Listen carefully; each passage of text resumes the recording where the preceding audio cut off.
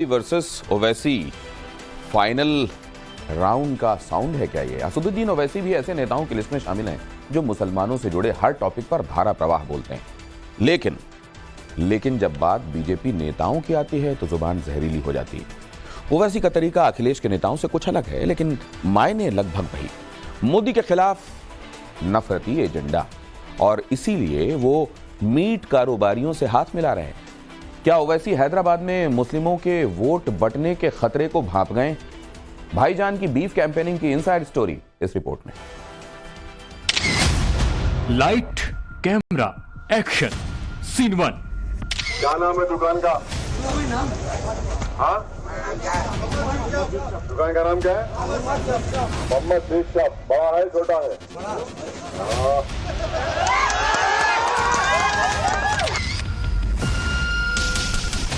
असदुद्दीन ओवैसी के election campaign को cover करने टाइम्स नाउ नवभारत की टीम हैदराबाद पहुंची। टाइम्स नाउ नवभारत की रिपोर्टर पिंकी राज पुरोहित ओवैसी के साथ सवाल जवाब कर रही हैं। इस बीच रास्ते में एक बीफ शॉप आता है। ओवैसी अचानक वहां रुक जाते हैं, फिर भाईजान का माइक ऑन हो जाता है। क्या नाम है दुकान का? हाँ, दुकान का नाम क्या है? मोहम्मद शेख साहब। बड़ा है छोटा है?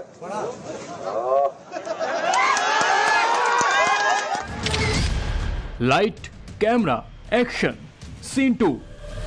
असदुद्दीन ओवैसी की प्रतिद्वंदी माधवी लता का चुनाव प्रचार चल रहा है। माधवी का मार्च एक गौशाला पहुंचता है। वहां माधवी गाय के छोटे छोटे बछड़ों को प्यार करती है। फिर टाइम्स नाउ नवभारत के कैमरे पर बोलती है, उसे सुनिए। जिनको कतई भी इस देश से प्यार नहीं होता, जिनको दूसरे मजहब का जो नाजुक सोच विचार और प्यार का कदर नहीं होता, वो ऐसे ही तो बात करते हैं। हमने कभी नहीं कहा ना, सुअर को काटो खाओ। ओवैसी हैदराबाद की गलियों में मौजूद मीट की दुकानों पर क्यों जा रहे हैं? मीट कारोबारियों से हाथ क्यों मिला रहे हैं? बीफ बेचने वाले दुकानदारों से धंधा चलते रहने का भरोसा क्यों दे रहे हैं? चार मीनार वाली सीट पर बीफ वाला नैरेटिव अचानक से क्यों फ्लोट होने लगा है? इसे करीब से समझने के लिए टाइम्स नाउ नवभारत के कैमरे रिकॉर्ड इन दोनों तस्वीरों को एक साथ देखिए। टाइम्स नाउ नवभारत के कैमरे में कैद ये दो तस्वीरें पूरे देश में ट्रेंड कर रही हैं। एक तस्वीर में ओवैसी मीट शॉप पर बड़ा है या छोटा है पूछ रहे हैं। ओवैसी के सवाल पर उनके समर्थक तालियां बजा रहे हैं। वहीं दूसरी तस्वीर में भाईजान के विरोध में बीजेपी की टिकट पर चुनाव लड़ रही माधवी लता गौशाला जा रही है। गौशाला में छोटे छोटे बछड़ों को लाड दुलार कर रही हैं और काटते रहो कहने वाले असदुद्दीन ओवैसी से सीधा सवाल कर रही हैं। जो सिपाही म्यूटिनी हुआ था उस टाइम, उस वक्त सारे अंग्रेजों से जब हिंदू मुसलमान भाई भाई बन के लड़े हैं, सिर्फ इसीलिए लड़े हैं क्योंकि वो जो बुलेट बनाया गया था उसको गाय का चर्बी से सुअर का चर्बी को मिलाकर बनाया गया था। और हम आज भी कदर करते हैं कि हमारे मुसलमान भाई को सुअर खाना नहीं है उनको यहाँ, इसलिए हम कभी भी उस बात को बाहर नहीं निकालते हैं। लेकिन उनका व्यक्तित्व देखे हम जिस गाय को गौ माता मानते हैं और हमारा माता समान गाय को काट कर खाने का मुद्दा उठाते हैं, आप इसी से समझ लीजिए ये नफरत का राजनीति है। ये यहाँ का पार्लियामेंट को आगे बढ़ाने का राजनीति नहीं है। हैदराबाद 24 के चुनाव की एक हॉट सीट बनी हुई है। वहीं हैदराबाद जो ओवैसी का गढ़ माना जाता है, सवाल है क्या अपने गढ़ में ही ओवैसी को बीफ वाला नैरेटिव क्यों सेट करना पड़ रहा है? क्या इस बार ओवैसी के लिए हैदराबाद सीट उतना आसान नहीं है जितना पिछले चुनाव में हुआ करता था? क्या इसी वजह से इस बार हैदराबाद में अलग अलग सीन वाला नैरेटिव सेट किया जा रहा है? Light camera action scene 3।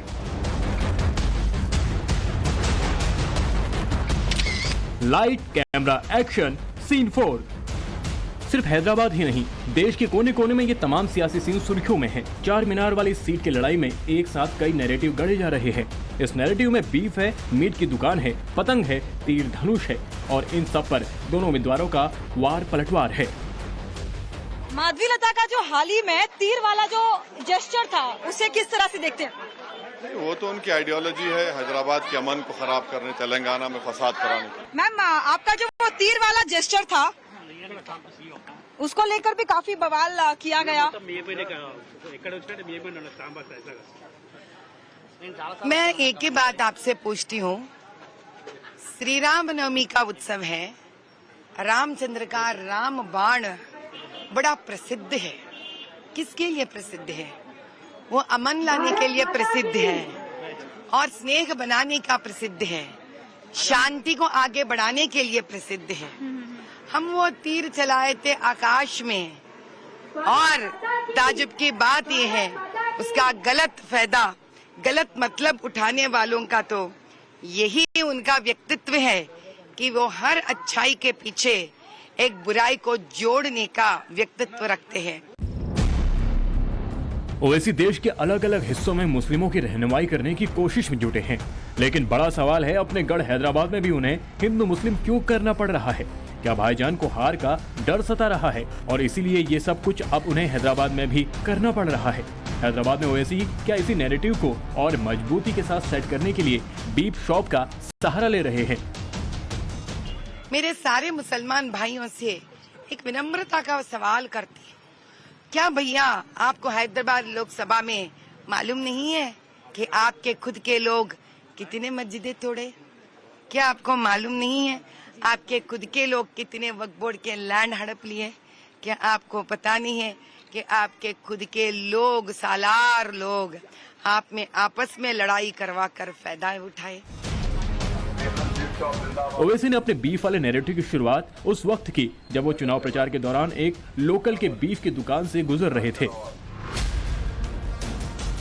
Asaduddin Owaisi से बात करते हुए जब टाइम्स नाउ नवभारत की संवाददाता पिंकी राजपूत पुरोहित ने इस बीफ विवाद पर सवाल किया तो बैलिस्टिक ओवैसी ने जवाब को कैसे दूसरी दिशा में दे दिया, इसे भी सुन लीजिए। बीफ जिंदाबाद का जो बात है, लगातार उसको लेकर जो मुद्दा बन रहा है कि भावनाओं को जो है भड़काने का एक तरीका है ओवैसी। कैसा भावनाओं क्या कथित लोग गोश्त का कारोबार नहीं करते हैं? बीफ है। आपको अलायना कंपनी से 10 करोड़ रुपए का इलेक्ट्रोल बॉन्ड मिला तो आपको पैसे खाने में जिंदाबाद बोल के पैसे बॉन्ड ले लिए, और एक गरीब जो दिन भर 15 घंटे काम करके बमुश्किल 700 रुपये 600 रुपये घर को लेकर जाता है, आप उसको तकलीफ पहुंचा रहे हैं, आप दुकानें बंद करा रहे हैं। हम वही प्रूफ करना चाह रहे थे, वो प्रूफ होगी बात। हैदराबाद सीट पर मुस्लिम वोटर्स की तादाद निर्णायक है। हैदराबाद की सीट पर मुस्लिम वोटर 60% हैं, हिंदू वोटर 35% हैं, एससी वोटर 3.89% और एसटी वोटर 1.24% हैं। हैदराबाद का मुस्लिम वोटर ओवैसी को भर भर के वोट देता रहा है, लेकिन पिछले कुछ सालों में हैदराबाद में AIMIM के वोट शेयर में गिरावट आई है। आंकड़े बताते हैं कि पिछले 5 साल में AIMIM का वोट शेयर 16% गिरा है। 2019 लोकसभा चुनाव AIM को 59% वोट मिले थे, वहीं 2023 में विधानसभा चुनाव में AIMIM को 43% वोट मिले थे। हैदराबाद सीट पर 13 मई को वोटिंग है। चर्चा तो इस बात की भी तेज है कि कांग्रेस के पत्ते खोलने के बाद ओवैसी को मुस्लिम वोट बैंक में बिखराव का डर सताने लगा है, क्योंकि कांग्रेस ने हैदराबाद में मोहम्मद वली उल्लाह समीर को कैंडिडेट घोषित किया है। हैदराबाद में इस बार असदुद्दीन ओवैसी वर्सेस माधवी लता वर्सेस कांग्रेस के मोहम्मद वली उल्लाह समीर का मुकाबला होने जा रहा है। मुस्लिम वोट अगर बटा तो हैदराबाद में कुछ हैरान करने वाला नतीजा भी आ सकता है। इस बीच हैदराबाद में चुनाव प्रचार के दौरान ओवैसी और माधवी लता के बीच जबरदस्त चुनावी जंग हो रही है। ओवैसी मोदी सरकार पर हमला बोल रहे हैं तो माधवी लता भी ढाल की तरह ओवैसी को हर मोर्चे पर घेर रही हैं। जितने बीजेपी के कैंडिडेट्स इलेक्शन लड़ रहे हैं, 3 कैंडिडेट्स ने ऑन रिकॉर्ड मीडिया के सामने कहा कि 400 सीट पर हम संविधान बदल देंगे। ओवैसी जैसे लोग, कांग्रेस जैसे पार्टियां लोगों में गलत फहमी उठाने के लिए, गलत मैसेज भिजाने के लिए बहुत बहुत प्रयत्न कर रहे हैं। अगर 2024 के चुनाव में BRS, BSP और कांग्रेस ओवैसी को वोट बैंक पर सेंध लगाएगी तो इसका सीधा नुकसान ओवैसी को होगा। सवाल है कि क्या इसलिए ओवैसी अलग अलग पैतरे आजमा रहे हैं, मुस्लिम वोट बैंक बंटने से बचाने के लिए बीफ की दुकानों पर जा रहे हैं। वहीं बीजेपी की उम्मीदवार माधवी लता भाईजान के हर दाव को अपने अंदाज में मात दे रही हैं। हैदराबाद से पिंकी राजपुरोहित के साथ bureau report, times now Navbharat.